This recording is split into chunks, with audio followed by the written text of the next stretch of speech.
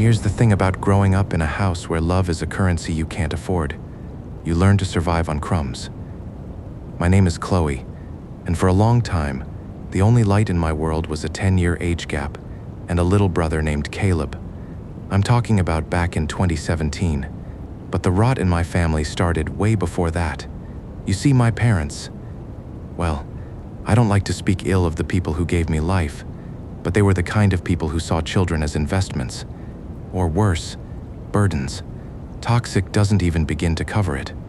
By the time I was 18, the physical and mental toll of living under their roof in the countryside was too much. I didn't have a high school diploma. They pulled me out after 5th grade because girls just get married anyway. But I had a pair of working hands and a desperate need to breathe. I remember the night I left. I spent hours just holding Caleb, smelling the top of his head, crying into his hair. He was just a kid, and I felt like a traitor leaving him behind. I caught a late-night bus to Binh Duong, a massive industrial hub near Saigon where the factories hum like angry hornets, 24 hours a day. I worked hard. I sent money back. 1 million dong here, 1 million there, roughly 40 or 50 bucks a month. It wasn't much, but it was enough to keep my parents' voices down. For a few years, there was a fragile peace. Then came 2016. Caleb was older now, a teenager, and the messages started coming in.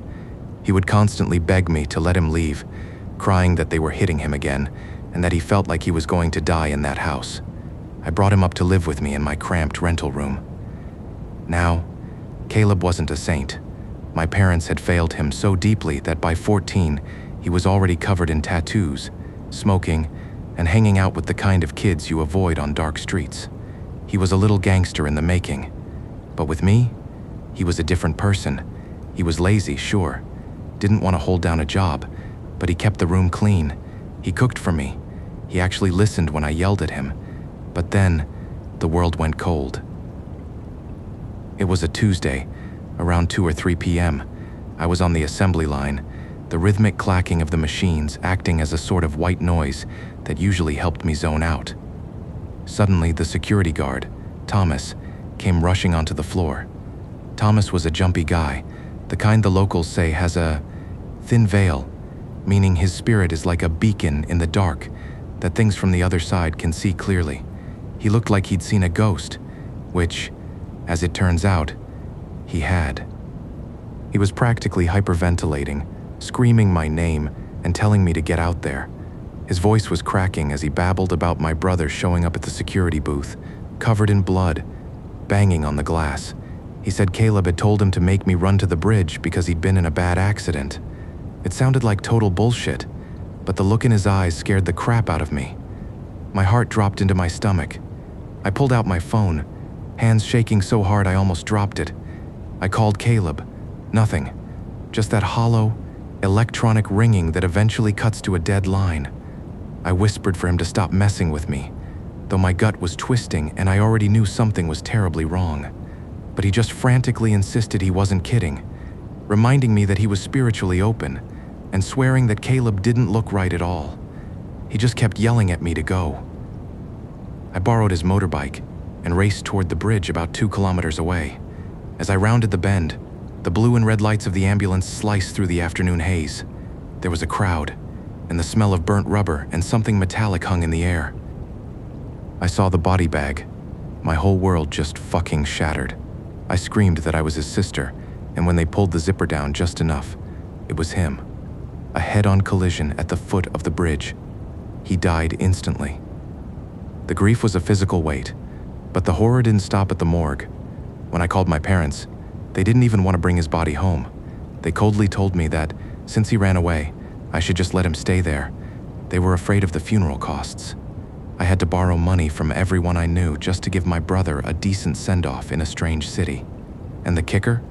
My parents showed up, cried a few crocodile tears, and then demanded half of the funeral donations. My own mother, asking for a cut of the funeral donations while I was drowning in debt. About a month later, while I was still in that 49-day mourning period, I was heading into the factory. It was 7 a.m., the peak of the shift change, The gates were a sea of blue uniforms and exhaust fumes. In the chaos, someone sliced my pocket. By the time I got to my station, my phone, my brand new phone I'd saved months for, was gone. I sat on the floor and just broke down. It felt like the universe was trying to erase everything I had left. But at 10 a.m., Thomas walked in again. He was holding my phone, looking nervously over his shoulder. He told me that he didn't find it on the ground. He swore to me that the thief brought it back, or rather, that Caleb made him bring it back. He told me that he'd fallen asleep in the guard shack around 8. In his dream, he saw Caleb. But Caleb didn't look bloody this time. He looked clean, bright, almost calm. He had apparently told Thomas that the guys who took my phone were too scared to come to the gate because of the cops, but that he had dealt with them. Caleb instructed him to go get it by the old banyan tree, before someone else did, specifically mentioning how expensive it was. Thomas woke up with a cold shiver. He looked out the window, and 10 minutes later, 2 guys on a sketchy motorbike pulled up to the tree. They looked terrified, glancing around like they were being hunted by something they couldn't see. One of them tossed a black plastic bag into the dirt and they tore off like their lives depended on it. Inside the bag was my phone. The lock screen was still a photo of me and Caleb, smiling. A few weeks later, the grief finally caught up with my work. I was slow. I was crying in the bathrooms. The HR manager, a sharp-tongued woman who didn't care if your whole family had died as long as the quotas were met, called me in. She slid a paper across the desk and bluntly told me I was fired, adding that they were docking my final pay because of my mistakes. I was so freaking pissed, but I was too exhausted to fight. My salary was supposed to be about 14 million dong. By the time she was done calculating my errors, she told me I was only getting 5 million. I begged. I told her about the funeral, the debt, the 49 days. She didn't blink. She just handed me a yellow envelope and told me to get out. I went home and cried until my eyes were swollen shut. But when I finally opened the envelope to count the meager 5 million, my heart stopped. It was all there. 14 million dong. Every single bill. I thought she'd made a mistake. My first instinct was to go back and return the extra 9 million. I'm poor. Jesus knows I'm poor, but I'm not a thief. But that night, Caleb came to me. It wasn't a peaceful dream like Thomas's. He was yelling at me, his old, little gangster voice booming in my head. Are you fucking stupid, Chloe? That's your money. Those people are rich. They don't need it. I fought to get that back for you. I moved her hand. If you give it back, I'm gonna be so pissed. I woke up in a cold sweat. He was right. Those managers were corrupt, always skimming off the workers. But my conscience wouldn't let it go. The next morning, I went back to the factory to return the money. I walked into the office, but the mean HR lady wasn't there. Sitting at the big desk was the vice director, the man who owned the whole place.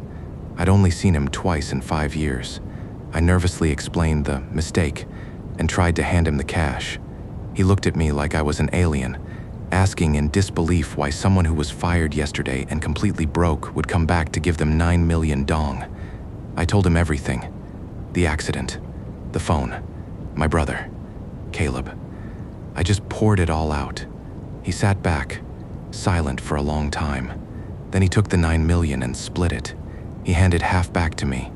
He told me that it was for my brother's 49-day ceremony and to consider it a contribution from the company. He then wrote something on a piece of paper, instructing me to take it to HR. He said my termination was void, that anyone this honest belonged in his factory, and told me to go home, finish my mourning, and come back in 2 weeks because they needed people like me. It's been years now. I'm a floor manager now, with a husband and kids of my own. I still live in Bin Duong, far away from my parents. They got their karma, in the end, loneliness. One child dead, the other refusing to speak their names. But every time I pass that banyan tree, or the foot of the bridge, I feel a little breeze, a bit of cozy dread that reminds me I'm never really alone. Caleb is still there, probably still tattoos and attitude, watching my back from the shadows. I never sleep with the lights completely off, though. Sometimes, I still hear the faint sound of a motorbike engine idling outside my window. and I know he's just making sure I'm safe.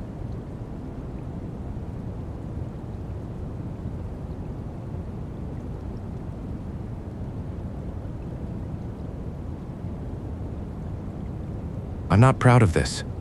In fact, for a long time, I didn't tell a single soul about what happened that night because of how utterly humiliating the whole thing was. You can call me an idiot. I deserve it. I was young, broke, and incredibly stupid. This was back in the summer of 2012. I was in my 20s, bouncing around the southern provinces of Vietnam like a stray dog. I'd spend a few months in Saigon doing factory work, then drift down to Binh Duong, and eventually, I found myself scraping by in Ca Mau. Ca Mau is the absolute southern tip of the country. It's a place dominated by rivers, relentless heat, and swamps. I had picked up a gig working as a night watchman for a logistics company right in the city center. It was a crappy, dead-end job. You know the drill. Sitting in a cramped plastic booth, sweating through my cheap uniform, swatting at mosquitoes the size of small birds, and listening to the endless, irritating hum of a broken neon sign. I'd been doing it for a couple of months, and honestly, the boredom was eating me alive.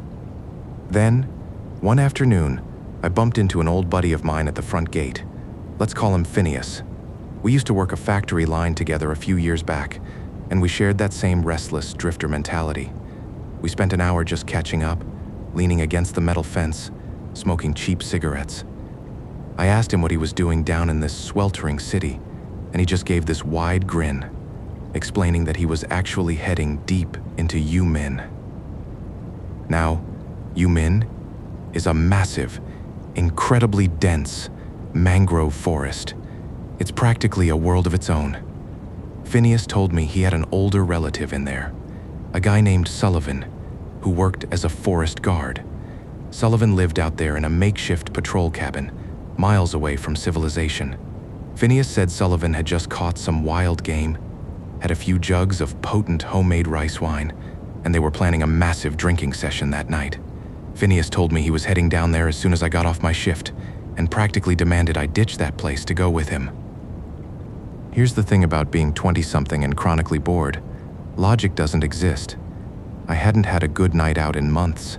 The thought of cold beers, roasted wild meat, and chilling in a jungle cabin sounded like an absolute adventure.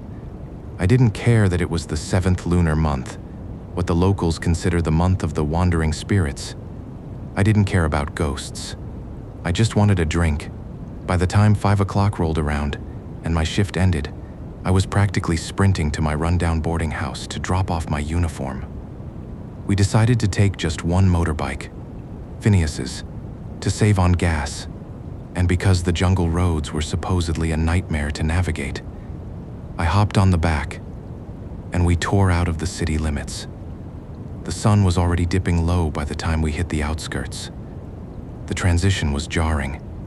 One minute we were on a paved highway, and the next, we were turning onto a brutal rutted dirt path, flanked on both sides by towering, suffocating walls of green. The deeper we went, the darker it got. The canopy above us was so thick it completely choked out the sky. It felt like we were driving down a long, humid tunnel. The air changed too. It stopped to smelling like exhaust and city dust, and started smelling like wet earth, rotting leaves, and stagnant water. The road was completely chewed up by logging tractors. Phineas had to wrestle with the handlebars, swerving around massive potholes. We were barely doing 20 miles an hour. I was just sitting on the back, feeling the teeth-rattling vibration of the engine, watching the blur of the trees passing by. That's when I saw him. We were maybe 10 minutes into the deep woods, just standing there, just off the edge of the dirt path, right at the tree line. It was an old man. He was wearing a set of faded, threadbare brown clothes, the kind you rarely see outside of historical movies anymore. He was incredibly frail, his back hunched over, at a painful angle. But the weirdest part was his posture. He had both arms wrapped tightly around the trunk of a thin tree, clinging to it like he was trying to keep himself from falling off the face of the earth. As we puttered past him, the hair on my arms stood straight up, over the loud, sputtering noise of our motorbike engine. I swear to God, I heard him breathing. It was this wet, heavy, rattling gasp, like a man who had just sprinted 10 miles with collapsed lungs. I stared at him as we passed, and his head slowly turned. He had these hollow, sunken eyes that just locked onto me. I tapped frantically on my buddy's shoulder, yelling over the deafening engine for him to pull over immediately. Phineas slammed on the brakes, sending the tires skidding in the mud. And annoyed, he demanded to know what was wrong, because we were going to be late. I pointed behind us into the gloom, telling him that I just saw an old guy back there who looked like he was about to drop dead, and insisted we should see if he needed a ride since there was no way he should be out here. Phineas sighed, clearly annoyed, but he kicked the bike into a U-turn, and we slowly rolled back about 100 yards. There was nothing, just empty trees and shadows. Wiping the sweat off his forehead, Phineas muttered that I was just seeing things. He reminded me that he had been down here before, and there were no houses out here, just a few guard cabins miles apart, assuring me nobody was taking an evening stroll in Yumin, and firmly telling me we should just let it go. I felt stupid. I figured the shadows were playing tricks on me. So I nodded, and we turned back around, heading deeper into the forest, but I wasn't seeing things. About 10 minutes later, I saw him again. Same faded brown clothes, same hunched back, same agonizing grip on a tree trunk. This time he was on the left side of the road. My heart did a cold, heavy flip in my chest. We were miles away from where I first saw him.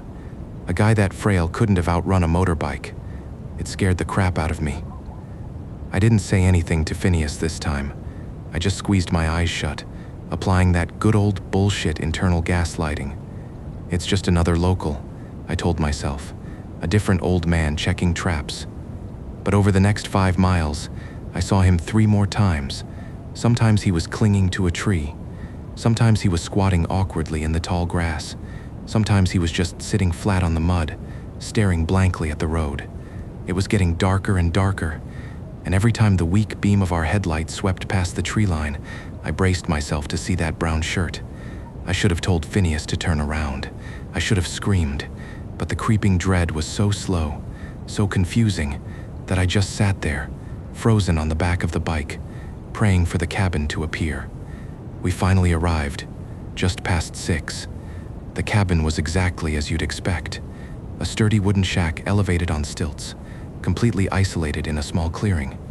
A small, noisy generator was chugging away in the back, providing power for a few weak light bulbs. Sullivan, the forest guard, was a rugged guy in his 30s. He was a single dad, raising his 7-year-old daughter, Nora, right there in the jungle with him. They had a table set up outside, loaded with roasted meat and a big plastic jug of homemade liquor. The atmosphere was great. The alcohol was flowing, the meat was incredible, and the tension of the ride slowly melted out of my shoulders.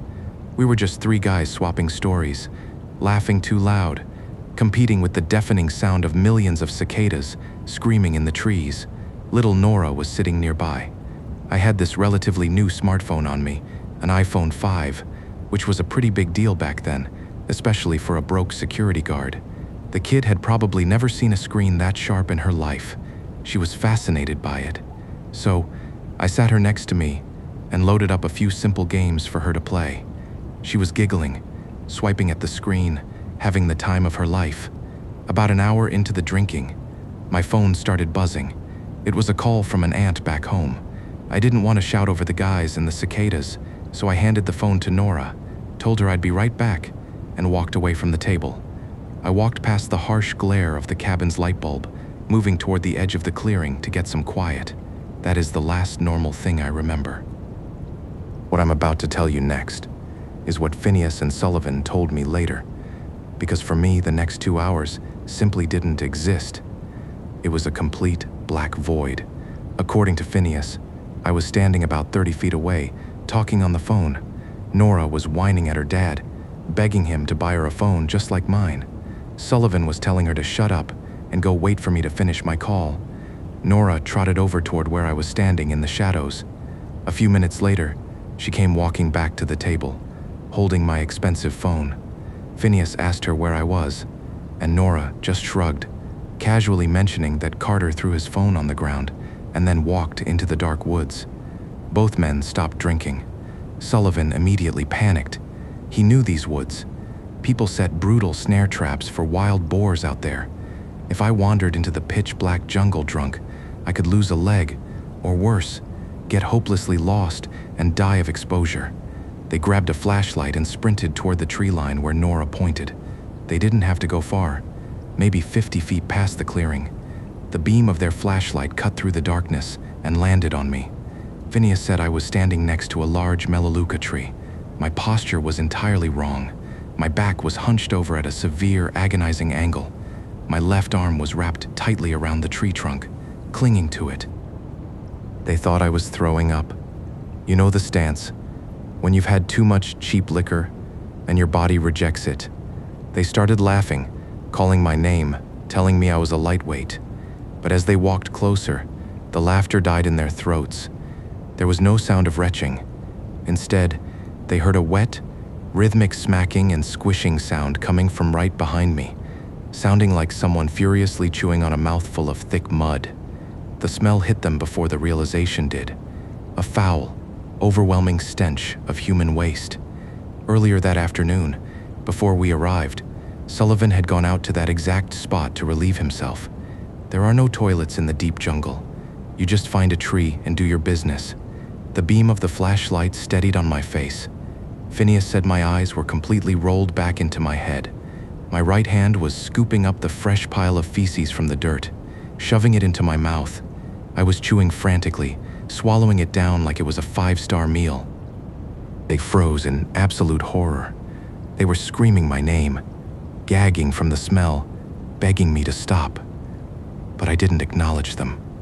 Phineas said that when they yelled, I actually started eating faster, as if I was afraid they were going to take it away from me. When it was completely gone, I slowly wiped my mouth. I let go of the tree. I clasped my hands behind my hunched back and began to shuffle deeper into the woods, dragging my feet like a 90-year-old man. Before they could even react, I suddenly pitched forward and collapsed face first into the mud, out cold. They dragged my limp, heavy body back to the cabin. Sullivan, bless his heart, actually used a bucket of rainwater and a rag to clean out my mouth while I was unconscious. They threw me onto one of the wooden beds inside the shack, absolutely terrified. An hour later, I woke up.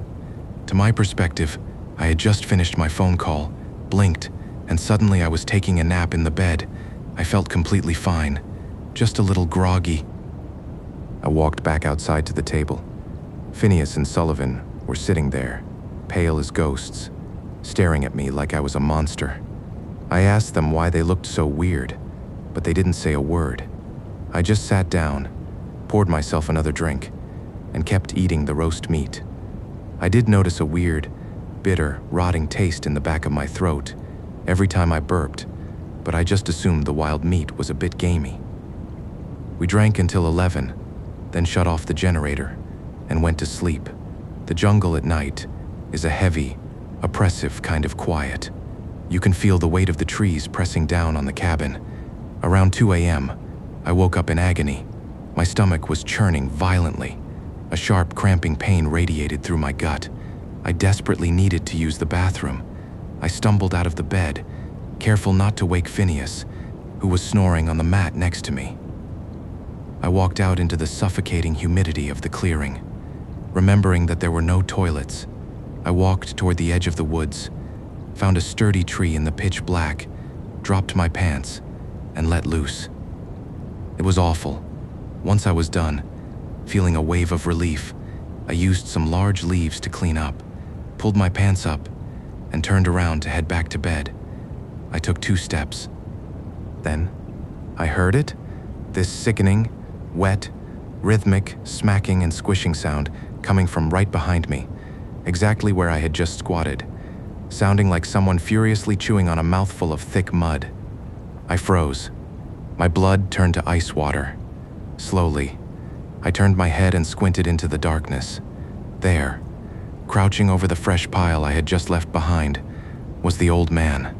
The same faded brown clothes, the same hunched back. He was clawing at the dirt with his right hand, shoveling the waste into his mouth, his jaw working furiously.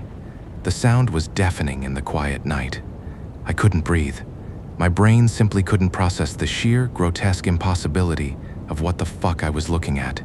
This thing had followed us. It had been waiting. I stumbled backward, tripping over my own feet, and scrambled back into the cabin. I threw myself onto Phineas, shaking him violently. I hissed frantically at him to wake up, pointing wildly out the open doorway, desperately trying to tell him that there was an old man out there, the same guy from the road, and that he was out by the trees literally eating my fucking waste. Phineas sat up, rubbing his eyes. He looked at me, then looked out the door into the empty darkness. The smacking sound was gone. The old man was gone. Phineas let out a long, exhausted sigh. He didn't look scared. He looked deeply, profoundly sad. With a slightly shaking voice, he whispered my name, Carter, and told me that there was no old man out there. I argued back, my voice pitching up in panic as I swore I had just seen him right there. But Phineas grabbed my shoulders tightly. He told me to listen, his voice dead serious, and explained that earlier tonight, when I went to take that phone call, they found me by the trees. He said I was the one hunched over, and that I was the one eating it. They watched me do it.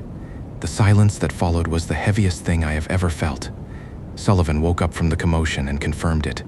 They told me everything. The posture, the blind, rolled-back eyes, the furious chewing. The realization hit me like a physical blow. The bitter taste in my mouth that I thought was gamey meat. The sudden blackout. The old man I kept seeing on the road wasn't just a ghost. He was looking for a vessel. And because I was an idiot who wandered into a spiritually heavy forest during the ghost month, without an ounce of respect or caution, I was spiritually open. I was a glowing neon sign in the dark. He hijacked my body just to feed his grotesque hunger. And then, hours later, he had returned to feed again. I didn't sleep a single second for the rest of the night. I just sat on the edge of the bed, my knees pulled to my chest, staring at the doorway, shivering despite the 80-degree heat. The second the sky turned barely gray, I forced Phineas to pack up. We rode out of Yumin at breakneck speed, not speaking a single word the entire way back to Kham, Mao. It's been over a decade since that night. I never saw the hunched old man again. But the psychological damage is permanent. You don't just get over knowing you were a passenger in your own body while it did something so vile. I still work security, but I refuse to take graveyard shifts anywhere near a tree line, and I never ever travel without a small pouch of sea salt and a blessed amulet in my pocket. But the worst part? Even now, sometimes when I'm exhausted and I let out a yawn, my brain plays tricks on me. I'll catch a phantom whiff of that rotting, sour smell, and my stomach drops all over again.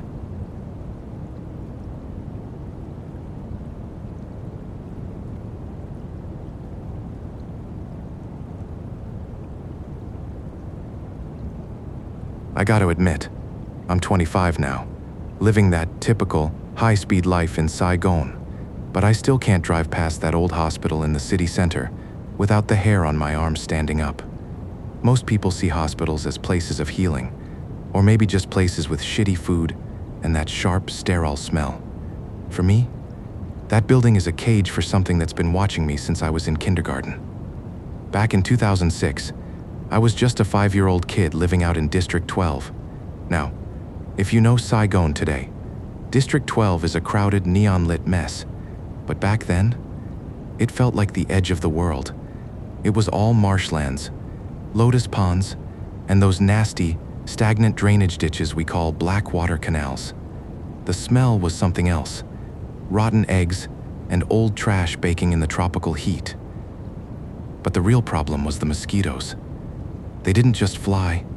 They swarmed in clouds, so thick you could feel them hitting your skin like heavy rain. My house was right next to one of those canals. My dad used to get into shouting matches with the neighbors because they tossed their plastic bags and leftover food right into the water, turning it into a literal breeding ground for disease. I remember lying in bed at night, tucked under a mosquito net, watching the shadows of thousands of those bugs vibrating against the mesh. It sounded like a low, constant hum that never stopped. Just a vibrating wall of hunger right outside my thin net. I was a high-energy kid, always running around barefoot, chasing friends through the high grass and the muddy edges of the canal. My mom tried to protect me, slathering me in repellent and trying to keep me indoors. But you know how boys are. I wanted to be out there in the muck. And eventually, the striped wings caught up to me. I came down with a fever that felt like it was melting my bones from the inside out. Dengue fever. By the time my parents realized, it wasn't just a common cold. I was seizing. We started at a local clinic, but by 2 a.m., the doctors realized my fever wasn't breaking. I was burning up at over 40 degrees Celsius.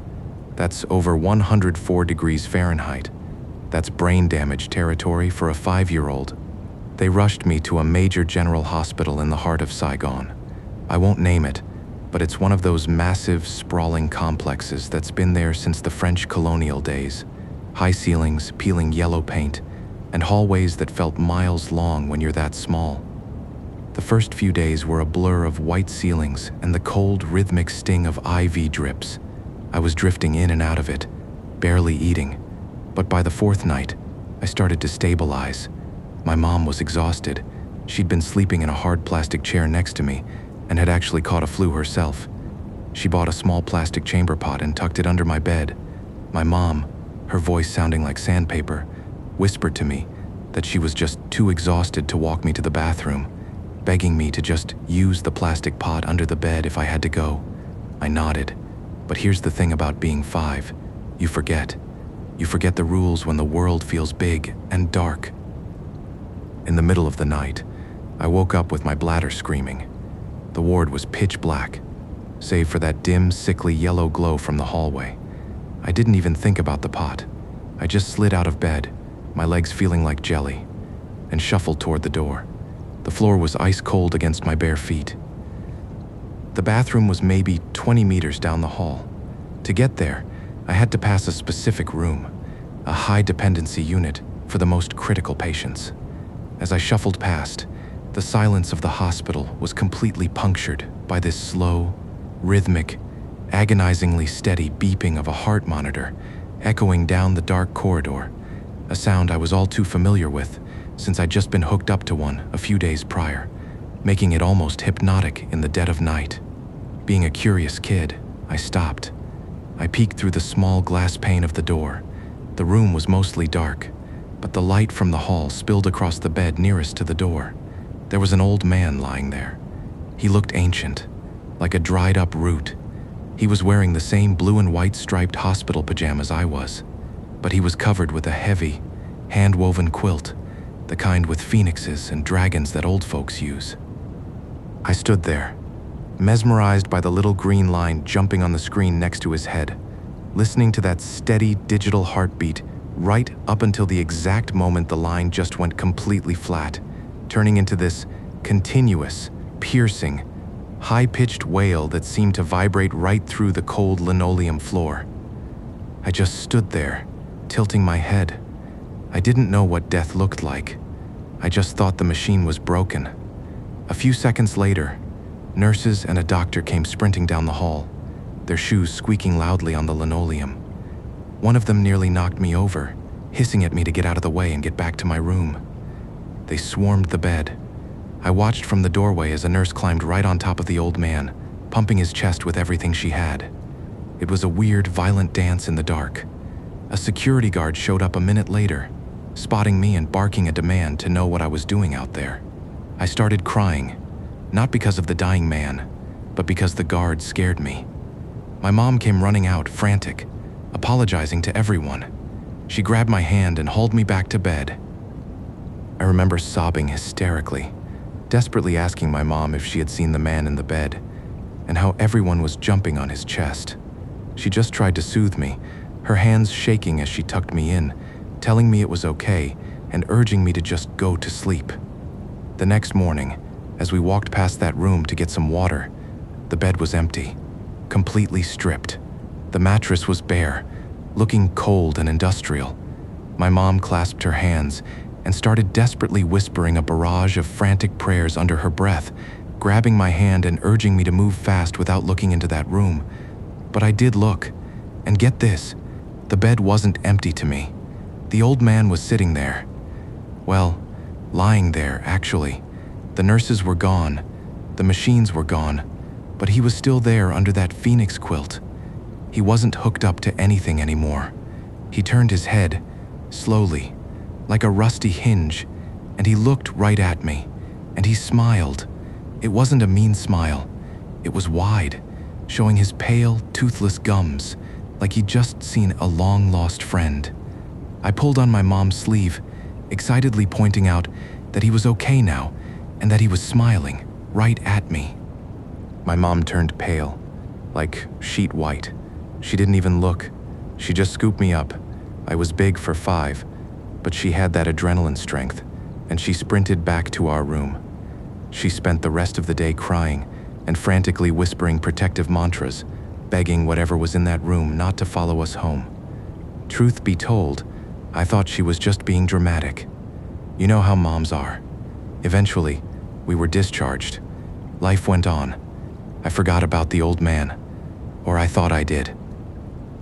Fast forward 8 years. I was 13, a typical teenager into soccer and video games. We'd moved closer to the city center, into a small rented house in a narrow alley. By some twist of fate, we were now living less than a mile from that same old hospital. During a summer soccer match, I took a bad hit. My leg went crunch. It wasn't a clean break, but it was bad enough that the guys at the park loaded me onto a motorbike and drove me straight to the nearest emergency room. Guess which one? When my mom arrived, she was just happy I was alive. The hospital had changed. The front was all glass, air conditioning, and flat-screen TVs. It looked modern, professional. But then the doctor said I needed to stay for 5 days for observation because of the inflammation. The nurse casually mentioned they had private rooms for about 1.5 million dong a night. That's about $60. For a working-class family in Vietnam back then, that was a lot of money. My mom shook her head, insisting they just put me in the general ward because the fan room was perfectly fine. The nurse nodded and wheeled me through a set of double doors. It was like stepping through a time portal. The back of the hospital hadn't changed at all. The same yellowing paint, the same smell of floor cleaner and old blood, the same creaky ceiling fans cutting through the humid air. They wheeled me into a room, and my heart stopped. It was the same ward, not just the same floor, the exact same room I stayed in when I was 5. I tried to tell myself I was being paranoid. It's just a building, Lawson. You're a man now, I told myself. But that night, the fever started. Bone breaks can do that to you. I was drifting in that weird, sweaty space between waking and dreaming. The room felt like it was breathing. Around 1 a.m., I felt that familiar pressure in my bladder. I grabbed my crutches, the hollow clacking of the aluminum echoing way too loud against the tiles, and started heading for the door. As I passed the room next door, the sound hit me like an absolute physical blow, that exact same slow, agonizingly rhythmic beeping of a life support machine cutting through the heavy, humid air. My blood turned to ice. I looked inside. There was an old man on the bed, the same phoenix quilt, the same machines. I stood there for a full minute, frozen. Was I hallucinating? My breath was coming in short, jagged gasps. A woman's sharp voice suddenly snapped me out of it, demanding to know what I was staring at. It was a mother sitting by the bed of a young guy, a teenager like me, who was actually in that room. I blinked, and the phoenix quilt was gone. The old man was gone. It was just a regular kid with a cast on his arm.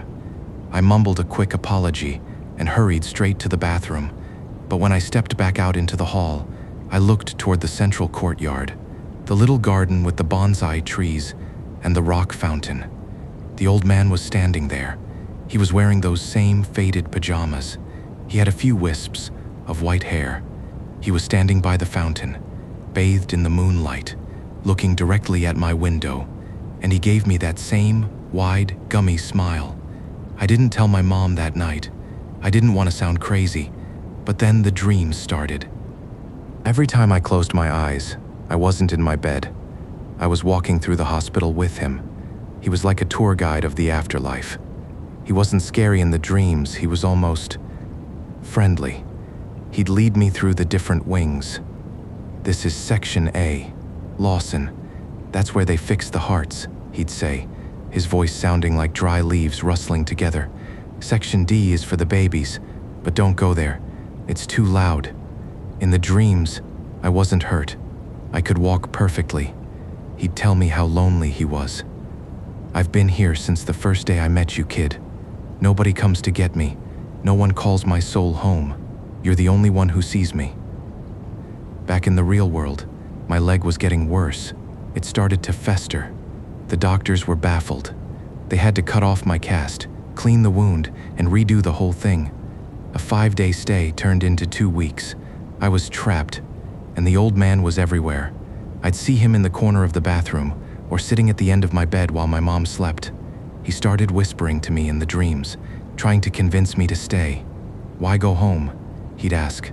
"At home, you have to go to school. You have to carry that heavy backpack.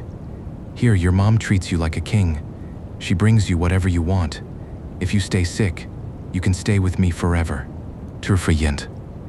I got to admit, for a split second, my 13-year-old brain thought, yeah, school does suck. That's the internal gaslighting the old-timers talk about. The spirit wasn't attacking me, he was just inviting me to stop living. He was trying to hook my soul. My mom finally figured it out when she saw me talking to the empty air at 3 a.m. She met another woman in the ward whose kid had just been discharged.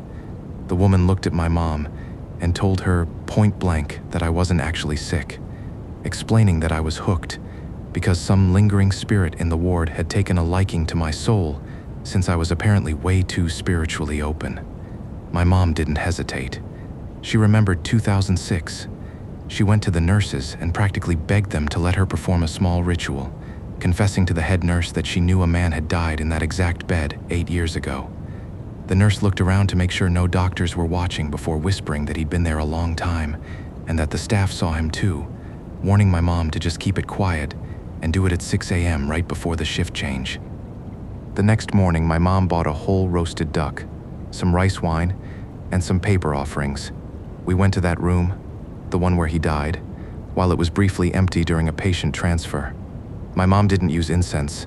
Too much smoke would trigger the alarms. She just stood by the bed and whispered into the air, acknowledging that the spirit was lonely and that I was the first person he saw when he crossed over. But she desperately pleaded with him to realize I had a whole life to live, begging him to take the food and the paper gifts and just let me go. I stood there on my crutches, feeling a weird, sudden chill leave my body. It felt like a heavy, wet blanket was being lifted off my shoulders. I could breathe again. That afternoon, for the first time in 10 days, my fever vanished. The doctor came in at 2 p.m., looked at my charts, and scratched his head in utter disbelief, muttering that he'd be damned before telling me I was cleared to go, and to get out of there before he changed his mind. We didn't just leave the hospital. 2 months later, my parents broke the lease on our house and moved us all the way across the city. My mom didn't care about the paperwork or the cost of moving. She just wanted me away from that local spirit. I'm 25 now, and my leg still aches when it rains. It's a dull, throbbing reminder. Sometimes, when I'm drifting off to sleep in my quiet apartment, I hear that faint, agonizingly slow, rhythmic beeping sound echoing in the back of my head, and I wonder if he's still there, sitting on that stripped bed, waiting for the next curious kid to wander past his door. Truth be told, I think he is. Some things in Saigon never truly leave. They just wait for you to come back. And me, I never go back. Not even for a checkup.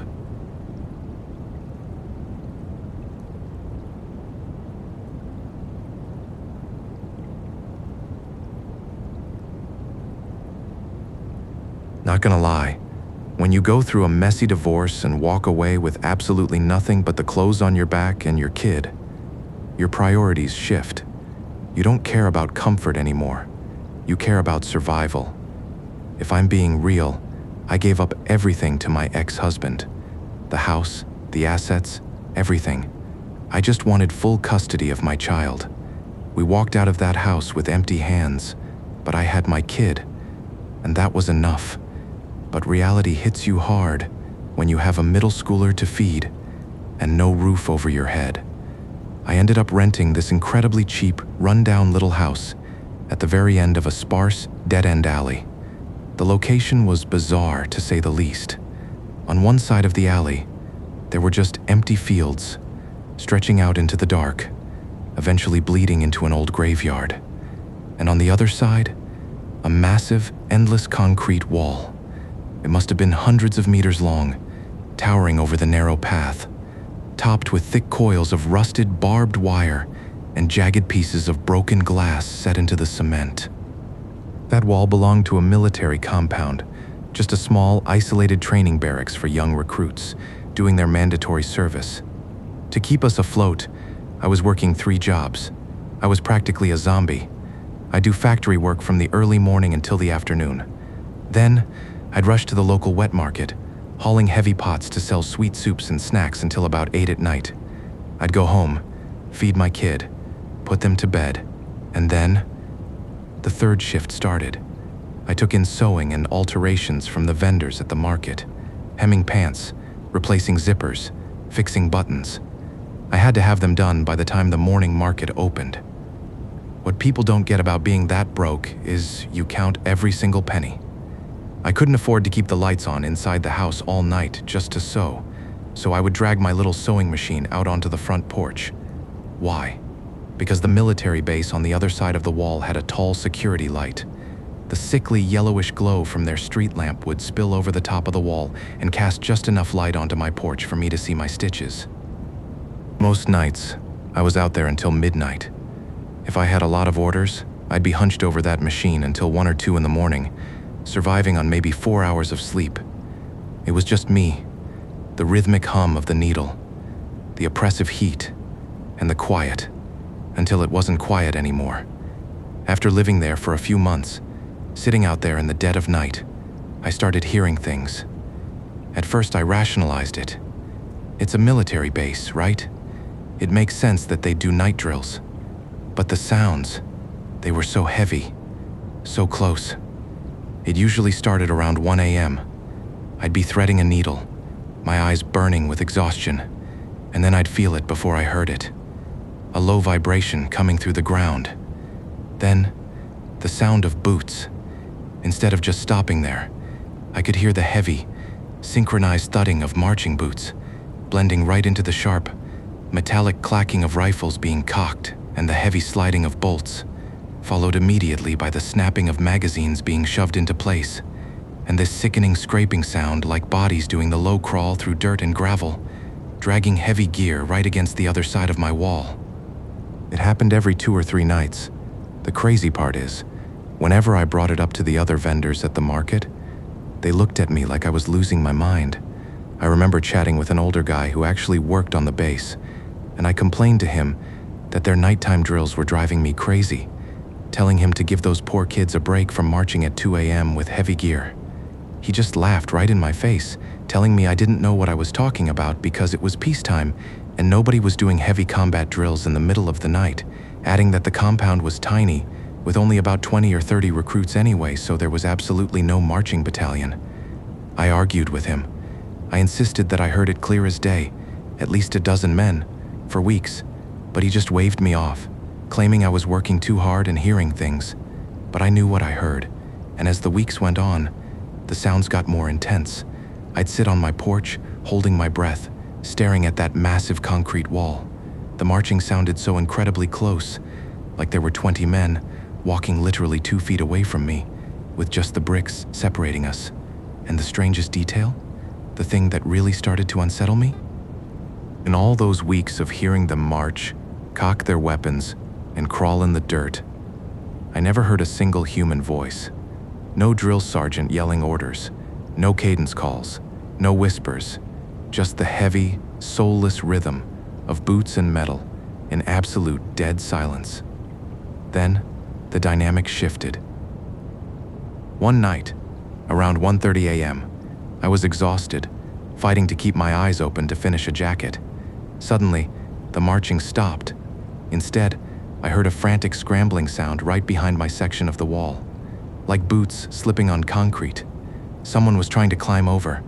Then, a harsh, angry voice shattered the quiet. I heard a furious young officer screaming at Liam, demanding to know what the hell he was doing and ordering him to get down. Then came the sound of a sharp, wet smack of a slap, followed immediately by a heavy thud, like someone being violently dragged down into the dirt. The officer then barked at someone else to lock the guy up because he was losing his freaking mind. I froze, my hands shaking over the fabric. I figured this kid, Liam, was trying to go AWOL. He was trying to desert the army, climb the wall, and escape into my alley, but he got caught. The next morning, a young base commander, couldn't have been more than 25, knocked on my door. He looked stressed out. He apologized for bothering me and explained that a recruit was having a hard time adjusting and had tried to jump the wall, so he gave me his number and instructed me to call him immediately if I ever saw the kid trying to climb over into my yard, warning me not to engage with him. I took the number. Over the next month, it happened 3 more times. I'd be sewing. I'd hear the scrambling on the wall, and then the commander screaming at Liam for being a stubborn idiot and ordering him to be put on latrine duty again. I couldn't understand it. If you're going to desert, why keep trying the exact same spot where you got caught 3 times already? What was wrong with this kid? The climax of all this, the night that still gives me cold sweats, happened exactly a month later. It was the 15th of the lunar month, the full moon. In our culture, this is a heavy night for the spiritual world. Inside my house, I had set up an elaborate spread on my wooden altar. Even though we were dirt poor, I never skimped on the altar offerings. I had bought expensive imported apples and pears, lighting incense to honor our ancestors. Outside, it was dead silent. I was out on the porch, finishing up a hymn. Then the scrambling sound started again. I heard that unmistakable scraping sound of boots slipping on concrete again, and I rolled my eyes. This idiot Liam is trying it again, I thought. I grabbed my phone, ready to call the commander. But as I looked up at the 3-meter-high wall, my breath caught in my throat. He had made it to the top. A young soldier, maybe 18 or 19, in a faded green uniform, was sitting on the narrow ledge of the wall. But the setup of that wall, it wasn't just a ledge. It was coated in jagged broken glass and thick, rusted barbed wire. And he was sitting directly on it. His hands were gripping the wire. I could see the sharp metal biting deep into his flesh in the dim yellow light. Blood was slowly trailing down his knuckles, dripping onto the concrete. But he wasn't wincing. He wasn't screaming. He was just looking down at me with this empty, unblinking stare and a slow, unnatural smile stretching across his face. My heart hammered against my ribs. I tried to act tough, treating him like a rebellious teenager. I harshly whispered at him to get down from there, warning him that I had his commander's number and would call it if he dropped into my yard, telling him he'd already been caught 3 times and just needed to serve his time and stop doing this crap. He didn't speak. He didn't even blink. Slowly, stiffly, he raised one bloody hand from the barbed wire and pointed. He wasn't pointing at me. He was pointing past me, through my open front door, directly at the glowing red embers of the incense on my wooden altar. He opened his mouth and let out a guttural hollow sound, almost like his vocal cords had been completely severed. I felt a chill wash over my entire body. My maternal instinct kicked in, mixed with sheer panic. I thought maybe they were starving him in there as punishment. I stammered that I had food and desperately offered him an apple, begging him to take it and go back down before they beat him again. I tossed the apple up toward him. It was a perfect throw. It hit him right in the chest. He didn't even flinch to catch it. He let it hit him and bounce off, falling with a dull thud into the dirt. He just kept pointing at the altar, making that awful sound, so I frantically asked if he wanted a pear instead. I threw a pear. Again, he let it hit him. It smashed on the ground. I started getting angry to cover up my fear, angrily hissing at him that I bought the cheap bruised fruit for myself but threw him the expensive stuff and he wasn't even trying to catch it, demanding to know what the hell he wanted. He kept his finger pointed at the altar. My voice trembled as I asked if it was the incense he wanted. Slowly, deliberately, his head tilted forward, a single, heavy nod. Before I could even process the horror of what that meant, the fact that in our culture, only the dead consume the smoke of incense, I heard the commander's voice on the other side of the wall. But this time, he wasn't yelling. He sounded terrified, pleading. The commander's wavering voice drifted over the wall, desperately pleading for it to stop torturing the boy and promising to get it whatever it wanted, swearing that he was lighting it right then. I sat frozen in my plastic chair. Liam looked over his shoulder back into the compound and shook his head violently. Then, I heard another terrified soldier telling the commander to bring the ladder and hand the incense over so the thing would finally leave Liam alone. I watched in absolute paralyzed horror as a wooden ladder scraped against the wall. Another soldier's hand reached up into my view, holding a single, lit stick of incense. Liam, or whatever was currently occupying Liam's body, reached down and took it. He gripped the burning stick, and then he brought it to his face. He didn't just smell it. He pressed his face into the thick, gray smoke and inhaled. It scared the absolute fuck out of me because he inhaled with a vicious, desperate hunger, like a starving animal tearing into raw meat. His chest expanded unnaturally as he sucked the smoke deep into his lungs. He just kept inhaling, his eyes rolling back into his head for what felt like an eternity. Suddenly, 2 other soldiers crested the wall. Their faces were pale as sheets. They didn't say a word. One grabbed Liam's left arm, the other grabbed his right. The moment they touched him, whatever was inside him vanished. Liam's eyes fluttered shut, his body going completely limp, dead weight. He would have plummeted onto the glass if the other 2 hadn't caught him under the armpits. They violently dragged his unconscious body back over the wall, tearing his uniform on the wire, and disappeared into the compound. The alley went dead silent again. Only the hum of my sewing machine remained.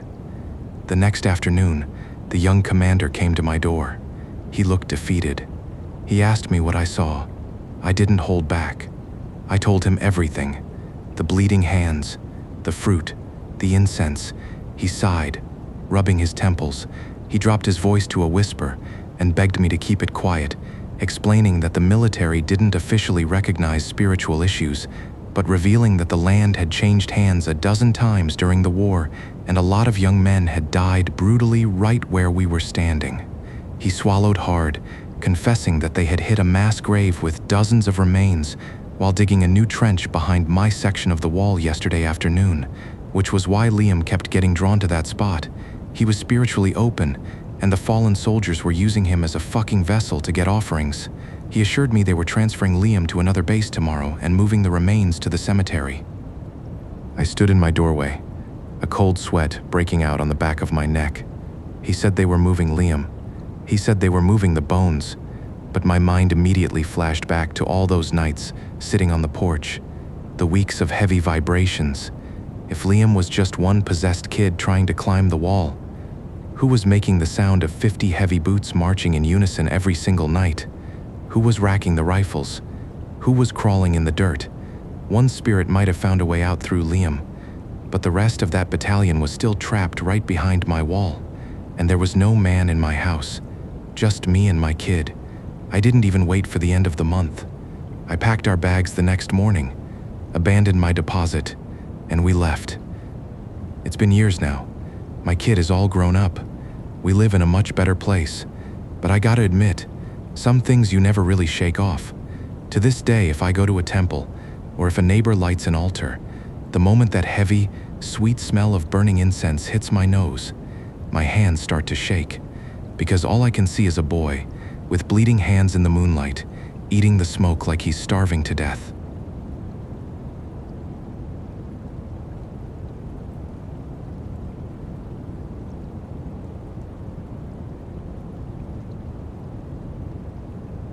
You know, they say the road is a lonely place, but if you've spent as much time behind the wheel as I have, you'd know that's a lie. The road is never empty. Not really. My name is Kyler. I'm pushing 50 now, and I've spent more than half my life in the driver's seat. I've driven everything. Small vans, buses, dump trucks, you name it. If it's got wheels and a motor, I've probably steered it through a monsoon. About 10 years ago, I moved up to the big rigs. Container trucks. The long-haul stuff. It's good money, maybe the best in the business back home, but it's a grind that eats at your soul. I'm a cautious guy. When I was in my 20s, yeah, I was reckless. I thought I owned the asphalt. But the older you get, the more you start to believe in the things people whisper about at roadside cafes. I've been listening to these ghost stories since 2019, usually while hauling cargo across the country just to keep the silence from getting too loud. It makes you a bit jumpy.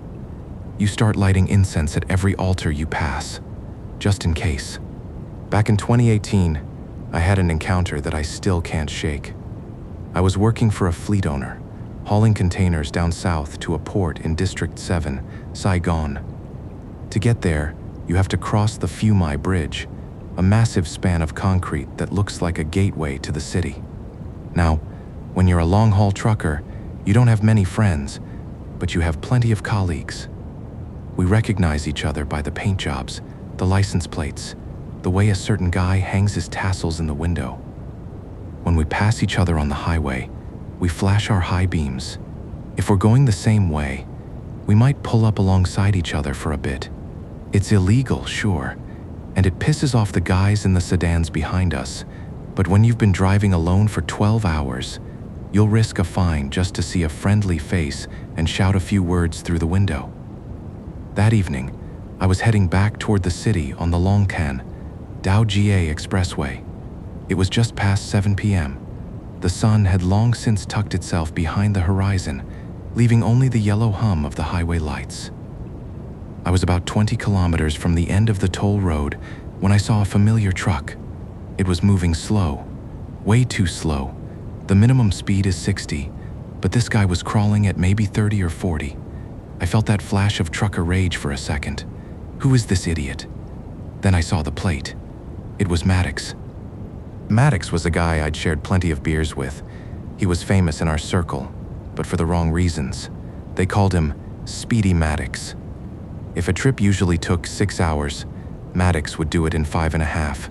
He was reckless, fast, and always on time, so seeing him crawl along the left lane like a wounded turtle was bizarre. I checked his tires as I pulled up. They weren't bulging. He was hauling an empty container, light as a feather. There was no reason for him to be dragging like that. I hit the blinker and pulled up into the right lane, pacing him. I honked the horn. Just a friendly jab. I expected him to roll down the window, crack a joke, or at least flip me off, but he didn't. I looked over into his cabin. The interior light was on, which was strange. Most guys keep it dark to see the road better. Maddox was there, all right. I recognized that shaved head and the little goatee of his. I flashed my own cabin light so he could see me and rolled down the window, yelling at him over the engine noise, asking what the hell he was doing and telling him to get moving. Maddox turned his head. His face didn't look right. It was twisted, strained, like he was trying to lift a house on his shoulders. He didn't wave. He just flicked his hand at me, a frantic, desperate gesture, telling me to go away, to get ahead of him. I thought, fine, be a prick. I started to accelerate. A container truck doesn't exactly zip past another one. It's a slow, grinding process that takes 20 or 30 seconds. As my cabin moved past his, I glanced back one last time. In the shadows behind Maddox's seat, I saw a silhouette. It was a woman, or a girl. It was hard to tell because her hair was long, black, and seemed to be floating, even though the windows were up. She was actually standing upright, behind him. Now, you can't stand up in a car, but in a container truck, the ceiling is high enough. She was just hovering there, in the dark. I chuckled to myself. That's it. I knew Maddox was married, but I figured he'd picked up some young thing at a rest stop and his wife had found out, or maybe he was just worried about getting caught. I muttered to myself that he was in deep trouble, thinking he looked so stressed because he was being nagged by a mistress. I stepped on the gas and left him in the dust. A few kilometers later, the traffic started to bunch up near the Mai Chi Tho exit. It's always a mess there. The red light lasts forever, and the green light is gone in a blink. I was sitting in the queue when Maddox's truck crawled up beside me again. We were stuck there for nearly 3 minutes under the bright streetlights. I looked over, but the woman was gone. The cabin was empty except for Maddox. He was hunched over the wheel, his lips moving rapidly. He looked like he was whispering a feverish prayer. I thought they'd had a massive fight and she'd climbed into the back to sleep, but the berth looked empty too. When the light changed, he started swerving. His trailer was fishtailing like a dying snake. I honked, thinking he was falling asleep, but he just kept lurching. Finally, I'd had enough. I signaled, found a gap, and pulled ahead for good. As I passed him that final time, I looked over. I wish I hadn't. The girl was back. She was young, way too young to be Maddox's wife. Maybe 18 or 19. Her long hair was draped over half her face, but I could see her arms. She had her arms wrapped tightly around Maddox's neck from behind, like a lover or a noose. She was clinging to him, her head resting right against his ear. I felt a cold shiver run down my spine that had nothing to do with the AC. I didn't stop. I pushed that truck as fast as it would go. I wanted to be home. I wanted to be away from whatever was in that cabin. I reached the Phu Mai Bridge. It's a bottleneck. Traffic was backed up, and I was crawling along when I saw Maddox's truck in my rearview mirror again. He was trying to change lanes, trying to squeeze into a gap on the right. Suddenly, his truck didn't just swerve, it lunged. He slammed that multi-ton vehicle straight into the concrete divider of the bridge, with a deafening metallic shriek of tearing steel and exploding concrete that sounded like a bomb going off. Concrete shattered, and his front tires climbed right over the barrier. I slammed on my brakes, heart hammering against my ribs. I managed to pull over at the bottom of the bridge and ran back up on foot. The police were already there. They're always lurking around that bridge. They were checking Maddox for booze, thinking he'd had a few too many. But Maddox was sober. He was just hollow. I pulled him aside while the cops were busy and furiously demanded to know what had happened, reminding him that I'd always said bringing girls on the road was terrible luck. Maddox looked at me, and his eyes were bloodshot, his skin the color of old paper. He just stared right through me, his voice trembling as he swore he was completely alone and had been ever since he passed through Cam Ran, a brutal coastal stretch down south where the heat haze makes the highway look like it's melting. Then he told me the truth. He had been driving down from Hanoi, a suffocatingly crowded northern capital where the smog sits heavy on your lungs, exhausted.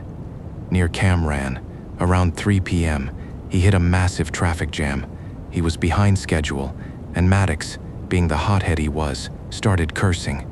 He was screaming at the dashboard, swearing at the idiots who caused the delay. When he finally reached the accident site, he saw it. A girl on an electric bike had been crushed by a car. She was under a straw mat, but the bike, a yellow one, was mangled nearby. There was an incense bowl at the head of the mat. Maddox didn't feel pity. He felt anger. He leaned out his window and spat. He started screaming at the dead body, cursing her for dying right in the middle of the road and ruining everyone's day instead of just dropping dead in some ditch, mocking the poor girl for being a selfish brat. He drove off, thinking he was a tough guy, but as the sun went down, the wait started. He pulled into a rest stop on the highway to sleep for 20 minutes. He'd barely closed his eyes when a fellow driver pounded on his door, aggressively telling him to stop blasting his damn horn because they were trying to sleep. Maddox was confused. He hadn't touched the horn. He tried to go back to sleep. 10 minutes later, another guy knocked, pissed off and screaming at him to turn his high beams off because he was blinding everyone through their mirrors. Maddox looked at his light switch.